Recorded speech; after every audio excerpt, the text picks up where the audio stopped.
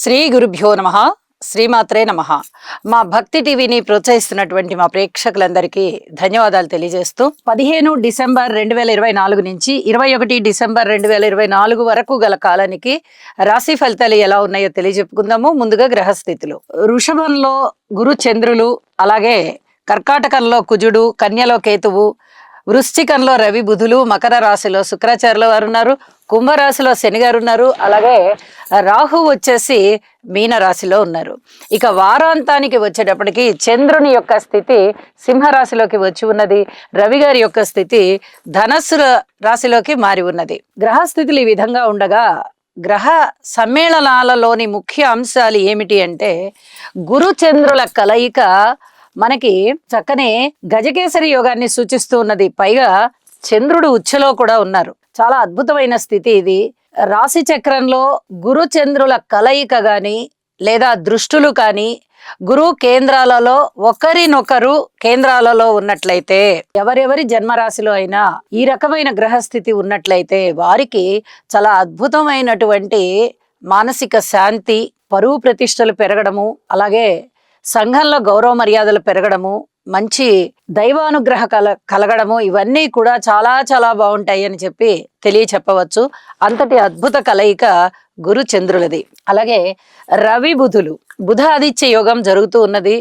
అయితే వారాంతానికి వెళ్ళేటప్పటికీ రవి గారి యొక్క స్థితి రాశి మారిపోయి ఉన్న కారణం చేత గ్రహము చివరికి వచ్చేసింది అనమాట. అంటే వృద్ధ గ్రహం అయినటువంటి కారణం చేత ఇక్కడ ఫలితాలు కొంచెం తక్కువగా ఉండేటటువంటి అవకాశం ఉంటుంది. ఆ రవి బుధుల యొక్క కలయిక కొంచెం ఈ వృద్ధ గ్రహం అవ్వడం చేత రవి గ్రహము కొంచెం ఫలితాలు పలచబడుతున్నాయి అని చెప్పి తెలియజెప్పచ్చు.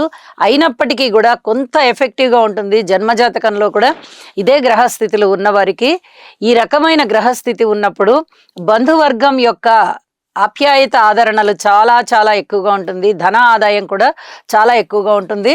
పైగా గురు చంద్రుల యొక్క కలయిక జరుగుతూ వారి ఇద్దరి దృష్టి కూడా రవి బుధుల మీద పడుతుంది. ఇది చాలా అద్భుతమైనటువంటి గ్రహస్థితిగా మనము చెప్పుకోవచ్చు. రెండు గ్రహాలు ఒక రాశిలో ఉన్నప్పుడు వారి పరస్పర దృష్టి విశేషాల చేత ఈ 4 గ్రహాలు కూడా చాలా అద్భుతంగా యాక్టివేట్ అవుతూ ఉంటాయి. కాబట్టి ఈ కలయిక, ఈ దృష్టులు కూడా చాలా అద్భుతమైన ఫలితాలు ఇస్తూ ఉంటాయి. అవి ఎవరెవరికి ఇస్తాయి అనేది మనము ఈ రాశి ఫలితాలు చెప్పుకునేటప్పుడు, ఒక్కొక్క రాశికి తెలియచెప్పుకునేటప్పుడు అది కూడా తెలియచెప్పుకుందాము. ఇక దృష్టుల విషయానికి వస్తే కుజుని యొక్క దృష్టి శుక్రాచార్యుల వారి మీద, శుక్రుని యొక్క దృష్టి కుజుని మీద పడుతూ ఉన్నది. ఇది కొంచెం విపరీతమైన ధోరణిలోకి వెళ్తుంది. అంటే ఏదైనా అసాధ్యమైనటువంటి విషయాలని కూడా సుసాధ్యం చేసుకోగలిగేటటువంటి స్థితికి వీరు వెళ్తారు. అది ముఖ్యంగా ప్రేమ విషయాలలో ఇది కొంచెం విపరీత ధోరణులకు దారి తీస్తుంది. కాబట్టి జాగ్రత్తగా ఉండాల్సిన పరిస్థితి ఉంటుంది. అలాగే కుజుని యొక్క 8వ దృష్టి శనిగారి మీద ఉన్న కారణం చేత కూడా ఈ పట్టుదల ఎక్కువగా ఉండడం కానీ, రవాణా విషయాలలో, ఏదైనా ట్రాన్స్పోర్టేషన్ విషయాలలో కానీ, లేదా ప్రయాణాల విషయాలలో కానీ అతి జాగ్రత్తగా ఉండాలి. అలాగే కోర్టు సమస్యలు, ఆస్తి తగాదాలు, ఇట్లాంటి వాటి అన్నిటికీ కూడా ఈ కుజుని యొక్క దృష్టి శనిగారి మీద ఉండడం వల్ల కొద్దిగా ఆ విషయాలు సతాయిస్తూ ఉంటాయి. వీలైనంత వరకు వాయిదా వేసుకోవాల్సిందిగా కూడా సూచన చేస్తున్నాను. ఇక శనిగారి యొక్క 10వ దృష్టి రవి బుధుల మీద పడుతూ ఉన్న కారణం చేత ఈ చర్మానికి సంబంధించినటువంటి వ్యాధులు ఉండడానికి అవకాశాలు ఉన్నాయి. కాబట్టి కొంచెం ఇటువంటి చర్మ వ్యాధులు కానీ, ఈ అనారోగ్యాలు కానీ ఏమన్నా ఉన్నవారు కొద్దిగా ఔషధ సేవ చేసుకోవాల్సిందిగా సూచన చేస్తున్నాను. అలాగే మెడికల్ పరంగా కొత్త విషయాలని కనుగొనడం ద్వారా కూడా చాలా బాగుంటుంది అని చెప్పి తెలియచేస్తూ ఉన్నాను. ఇక కుజ శని స్తోత్ర పారాయణలు ప్రతి వారు కూడా రాశితో సంబంధం లేకుండా ప్రతి నక్షత్రం వారు కూడా అవి చదువుకోవాల్సిందిగా మరీ సూచన చేస్తూ ఇప్పుడు రాసుల్లోకి వెళ్దాము.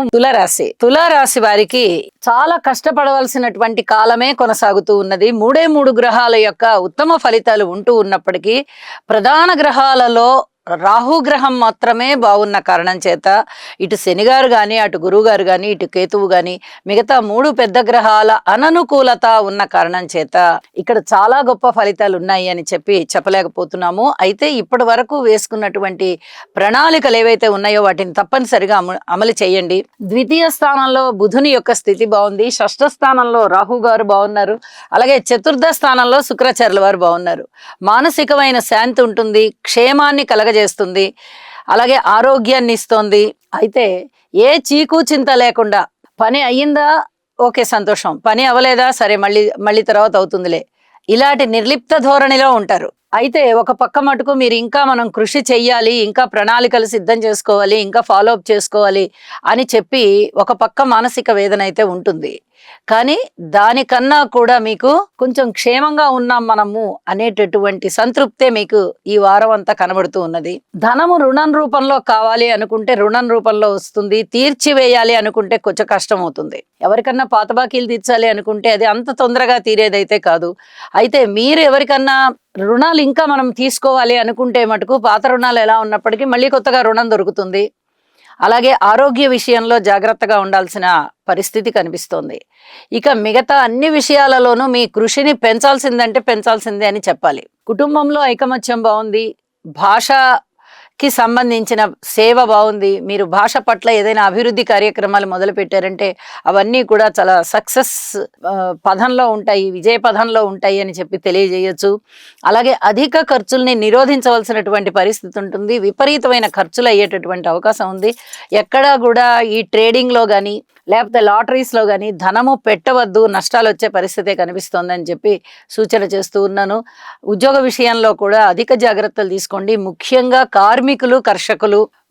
కార్మికులు ఈ ఫ్యాక్టరీలలో పనిచేసేటటువంటి కార్మికులు చాలా జాగ్రత్తగా ఉండాలి, వాహనాలతో కానీ యంత్రాలతో కానీ. ఇది చెప్పదగ్గ సూచన. కర్షకుల విషయంలో కూడా మీరు వ్యవసాయం చేసేటప్పుడు ఆ వ్యవసాయంలో ఆ భూమి దున్నేటప్పుడు కానీ విత్తు నాటేటప్పుడు కానీ చాలా జాగ్రత్తలు తీసుకోండి. కొంత శారీరకమైనటువంటి అనారోగ్యం ఏర్పడేటటువంటి అవకాశం కనిపిస్తోంది. కాబట్టి ఈ విషయంలో జాగ్రత్త అని చెప్తున్నాను. ప్రేమ వ్యవహారాల విషయంలో కూడా అధిక ఫలాలైతే ఏమీ లేవు, మనశ్శాంతి లేదు, జాగ్రత్తగా ఉండాల్సినటువంటి పరిస్థితి. కోర్టు కేసుల విషయంలో కూడా కాస్త వాయిదాలు కోరుకోండి. ఇక ధనము వచ్చే మార్గం బాగుంది, ధన ఆదాయం మటుకు చాలా చక్కగా పెరుగుతూ ఉన్నది. కాబట్టి ఇంకా ఎక్కువగా కృషి ఏమైనా చేయాలంటే వాటి మీదనే చెయ్యండి తప్ప మిగతా అన్ని విషయాల్లో కానీ, రాజకీయ నాయకుల విషయంలో కానీ, వివాహాది శుభకార్యాలు కుదరడంలో కానీ, వ్యాపార వర్గాలలో కానీ, వ్యాపారాలు విస్తరించే విషయంలో కానీ చాలా జాగ్రత్తలు పాటించవలసిందిగా సూచన చేస్తూ ఉన్నాను.